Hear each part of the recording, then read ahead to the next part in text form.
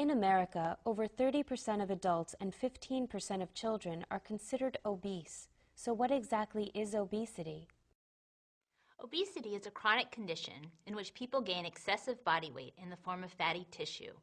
This increased body fat percentage puts sufferers at risk for more than 30 serious medical conditions, ranging from type 2 diabetes to congestive heart failure. So why are so many of us obese? Often, too much food and too little movement are to blame for obesity. In fact, decreased mobility is the biggest cause of obesity amongst the rapidly growing elderly population. Genetics plays its own role in the obesity epidemic. People with a family history of excessive weight gain are more likely to become overweight themselves. Scientists aren't sure why, but obesity is more common among the African American and Hispanic populations than it is among Caucasians. Asian Americans are the least likely population to become obese. The simplest way to determine if you're obese is to calculate your body mass index, or BMI. To check your BMI, you'll need to know your height in inches and your weight in pounds. Multiply your weight in pounds by 703. Then, take your height in inches and square it. Divide the first figure by the second. The resulting number is your BMI. What does that number mean? Usually, the higher your BMI, the higher your percentage of body fat. If your BMI is less than 18.5, you're considered underweight.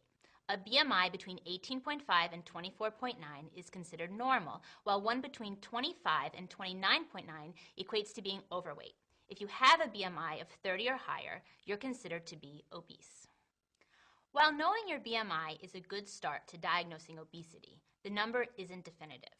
Elderly people or others with diminished muscle mass may be at higher risk than their BMIs indicate. Excessive muscle mass, on the other hand, can result in a reading whereby a patient who does not have excess fat appears obese by the numbers. Additionally, someone with a BMI of less than 30 can still be considered obese if he suffers from weight-related health problems such as coronary heart disease, type 2 diabetes, or sleep apnea. Examining a patient's waist circumference is another way for a doctor to determine if that patient is obese.